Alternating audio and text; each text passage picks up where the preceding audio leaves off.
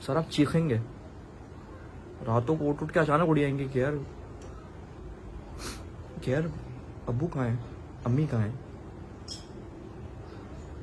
तो अस्सलाम वालेकुम जी, एक और कारगुजारी के साथ मैं आपके सामने पेश हूँ।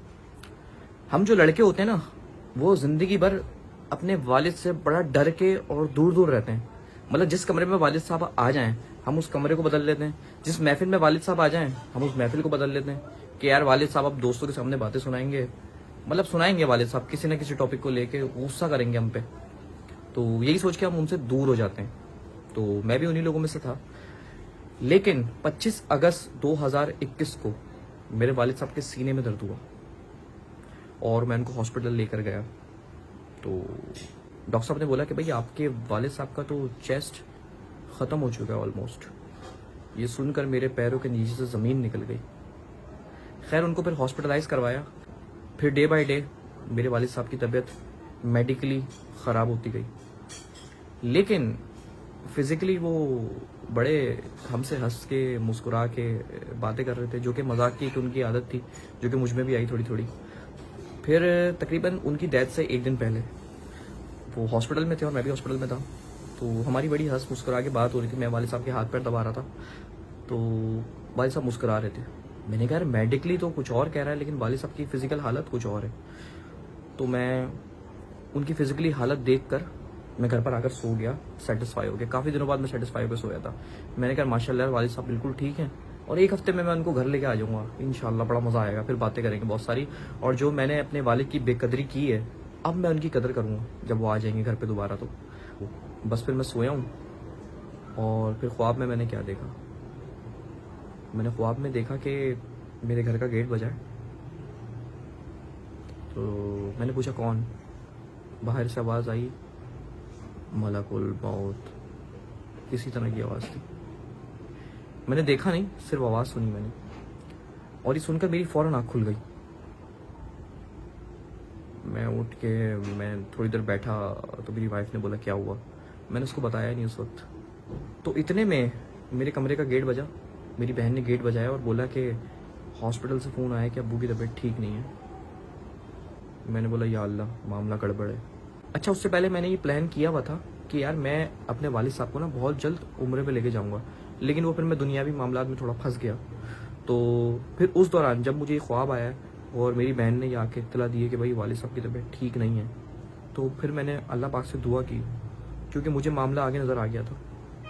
तो फिर मैंने अल्लाह पाक से दुआ की कि अल्लाह पाक वो इन्ना लिल्लाहि व इन्ना इलैहि राजिऊन, लेकिन तू अब्बू को सिर्फ इतना मौका दे दे कि वो मेरे साथ उम्रा कर लें।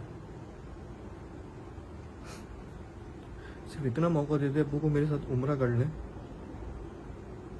लेकिन अल्लाह की मर्जी के आगे इंसान कुछ भी नहीं कर सकता।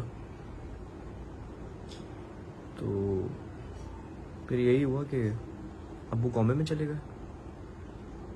ऑलमोस्ट डेथ हो चुके थे, लेकिन सांस चल रही थी, वो कॉमे में चले गए थे।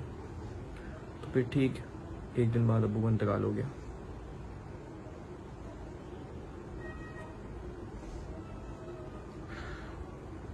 और फिर उसके बाद मुझे कदर महसूस हुई और आज तक वो कदर रहेगी और मेरे मरते दम तक वो कदर रहेगी। तो इसलिए मैं कहता हूँ भाई, बाकी कदर करना। मैं एक वर्ड बोल देता हूँ आपके लिए ना, आपका मसला ही हल हो जाएगा। आप जब अपने माँ बाप के साथ बैठे हुए हो ना, वो आप अपनी ज़िंदगी का सबसे गोल्डन और सबसे सुप्रीम टाइम गुजार रहे हो, जो आप अभी उनके साथ गुजार रहे हो। लेकिन आपको अभी नहीं पता चलेगा, अभी नहीं पता चलेगा। मुझे भी नहीं पता चला था। लेकिन जब वालिद साहब या माँ बाप दोनों जब चले जाएंगे, सर आप चीखेंगे, रातों को उठ उठ के अचानक उड़ जाएंगे कि यार अब्बू कहाँ हैं, अम्मी कहाँ हैं। तो जिनके माँ बाप जिंदा हैं वो उनकी कदर करें। और मतलब ये मैं आपको पहले बता रहा हूँ, क्योंकि मुझे भी किसी ने बताया था, मैंने सीरियस नहीं लिया उसको। मैं भी बस टालता ही गया अब्बा को। लेकिन अब मैं आपको बता रहा हूँ, बाप के साथ जितना भी टाइम है बहुत अच्छे से गुजारें और उसको अपना दोस्त समझें। वालिद को, माँ बाप को अपना दोस्त समझें, उनसे कटे नहीं, उनसे दूर ना हो, उनकी डांट पे परेशान ना हो।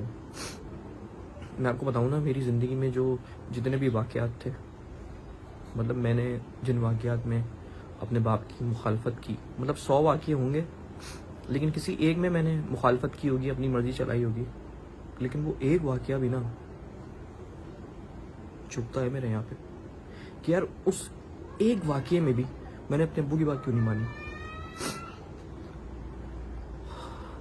तो ये भाई, जिनके वालिदैन जिंदा हैं, जिनका बाप जिंदा है, वो उनकी कदर करें, और जिनके मर चुके हैं वो कब्रिस्तान में जाके उनके लिए दुआएं मांगें और उनके नाम पे खर्च करें।